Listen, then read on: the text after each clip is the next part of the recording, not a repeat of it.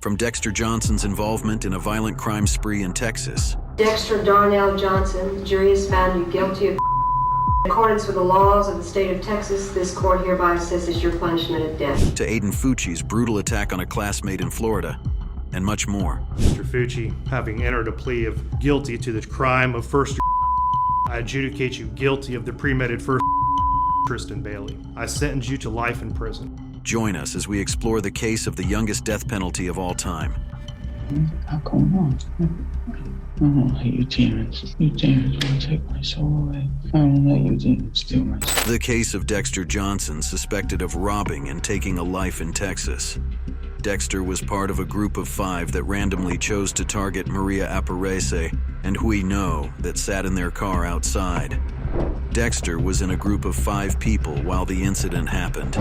Dexter and his accomplices tried to convince the victims to hop into their car, but as they refused, they chose to force them in the back seat.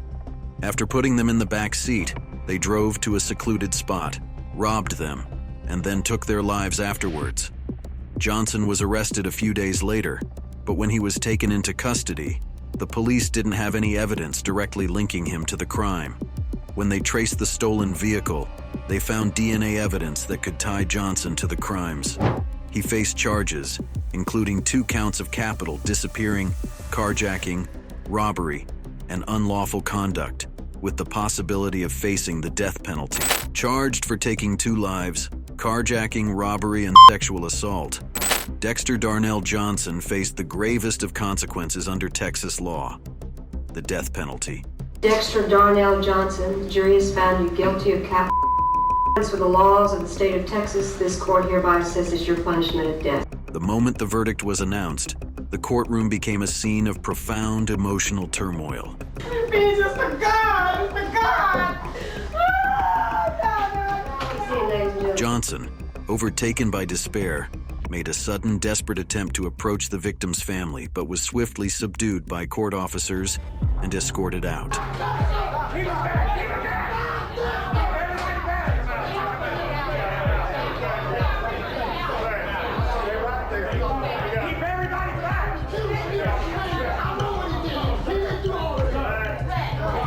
Johnson was just 18 when he got his sentence, but 13 years later in 2019, a big change happened.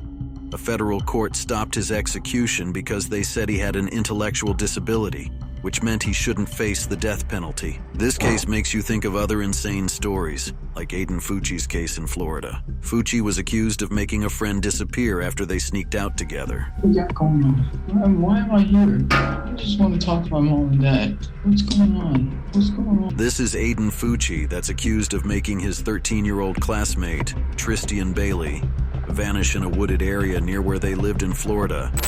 The key evidence in court was a video that showed Tristan Bailey hanging out with Fucci the night before she went missing. Show the 2 subjects walking from top left to top right, and they're traveling in a direction east towards the cul-de-sac of Saddlestone. This other video caught Aiden Fucci running from the same woods he and Tristan were seen going into. You can see that he's carrying something in his hands. As he ran, he appeared to be holding something. Tristan was reported missing and the search began. It wasn't long, just a few intense hours later, that the local cops found something in the woods. It was Tristan, but the scene was shocking. She had 114 stab wounds. The main suspect, Aiden Fucci, was finally caught and arrested for his classmate's death. When Fucci was in the police car, he recorded himself in the back of the police car for Snapchat. We're having fun in a f***ing cop car. Yep. Tristan. What's up, guys? Tristan, if you f***ing walk out the damn... As Fucci was taken in custody, this is what his parents had to say to him. The Snapchat that you gave was not very smart. Not gonna put it on now. We have people want to burn our house down in our cars now because of that Snapchat thing you did. It's all over. You're all over the internet and everywhere. Social media. It is on social media. You'll probably come stay with me after we get done with this. Just for your well, safe being. Seriously. It looked like Aiden's parents wanted to protect him, but what his mom did next will totally shock you. Aiden's mom tried to protect him in a way that no one saw coming. She was caught on camera trying to wash the blood off the jeans he wore when everything happened. But she got caught and ended up being charged with tampering with evidence. And her son Fucci was charged with first-degree disappearing. As he stood for trial, he seemed confused and even acted crazy. What's going on? I don't know you demons. You demons want to take my soul away. I don't know you demons steal my soul. In court, Fucci pleaded guilty and had something to say for the victim's family. I just want to say I plead out guilty. And I'm sorry for the Bailey family and my family. The victim's family was there in the courtroom too. And the victim's sister, she had some words she wanted to say directly to Fucci. This jar now holds 114 stones, one for each of the 114 stab wounds that my sister had to endure. Did she see you coming at her with the knife, or did you stab her while she wasn't paying attention? Did she scream out for help, or was she paralyzed with agony? Did she cry for my mother? Did she beg you to stop? Did you hear her lungs gargling with blood, or did you see it in her face when she realized she could no longer breathe due to her collapsed lungs? What were her last words? Did you stay to watch her die, or did you leave her there in agonizing pain as you ran away? How long did she suffer? Did you watch the life leave her eyes? The mother also had something to say. Aiden Fucci, you have destroyed me. You have destroyed my family. You have destroyed Tristan's friends. You have destroyed the community that we live in. You have caused a divide amongst friends and neighbors that should have never been. This case is one of the most shocking cases, and this is what the judge had to say about the case. I would submit that this case is probably the most difficult and shocking case that this county in St. Johns County has dealt with. In the 20 years that I have been, or 16 years that I have been practicing law, and the 30 years that I have lived and worked in all of Northeast Florida, this case is one of only a very small few that had this level and this type of impact on The judge highlighted that this wasn't an accident. 114 stab wounds, 49 defensive wounds, 35 wounds to the head and neck, 29 to the back and shoulder, and 6 fatal wounds. The judge also highlighted that were no motive behind the tragic incident, as Fucci only did it to satisfy himself. Level of premeditation in this case. Based on the prior statements that he made to his girlfriend and his friend, he indicated that he was going to someone. At which point he determined that it was going to be Tristan Bailey, I don't know. But there was going to be a victim. Also very troubling is that this crime had no motive. This was not done out of greed. It was not done in retaliation, retribution, or revenge. It was not a crime of passion. It was not a crime that was committed because he felt rejected by her. It was not done in a fit of uncontrollable anger. There was no reason. There was no purpose. It was done for no other reason than to satisfy this defendant's internal desire to feel what it was like. Aiden Fucci was sentenced to life in prison without parole as in 14 years old. Mr. Fucci, having entered a plea of guilty to the crime of first-degree adjudicate you guilty of the premeditated first-degree murder. I sentence you to life in prison. Aiden Fucci acted alone, but in this next case there were 2 involved, yet only one was sentenced. This is Austin Myers from Ohio. He's in court for a botched robbery and for taking the life of a schoolmate.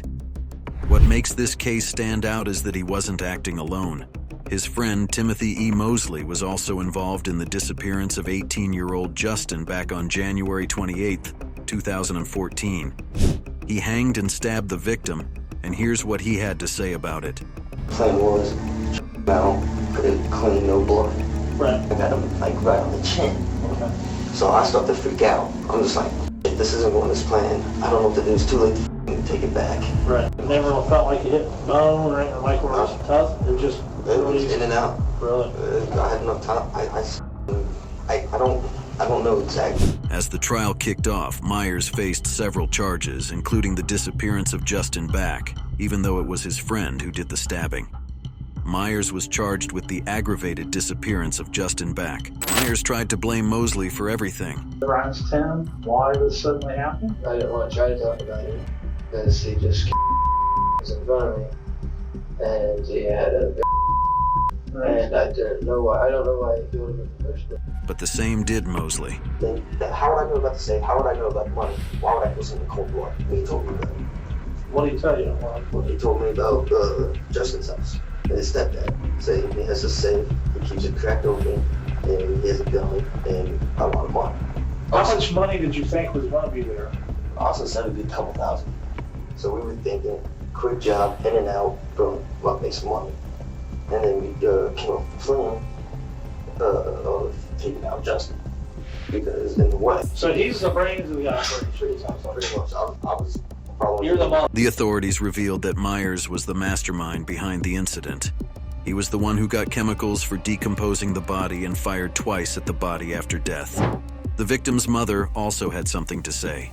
Austin could have stopped it, but tells Justin, it's okay, it's almost over. You could have changed your mind many times, but you didn't, especially when Justin was begging for his life. And this is what the father had to say.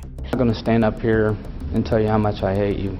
That is without question. I would just hope that every time you close your eyes at night, you see my son Justin. Myers responded to the parents with his own statement. Sorry that this happened. I know that doesn't bring Justin back, but I'm sorry. He was then sentenced to the death penalty. If you choose for me to die, it's only going to cause more pain and suffering for another family. Not me. It won't hurt me. I won't feel anything. It's going to hurt more innocent people. The defendant does not understand how precious life is. The court finds that the state has proven beyond a reasonable doubt that the aggravating circumstance outweighs the mitigating factor. Therefore, the sentence of death shall be imposed upon Austin Gregory Myers on the charge of aggravating. If you enjoyed the video, hit the subscribe button.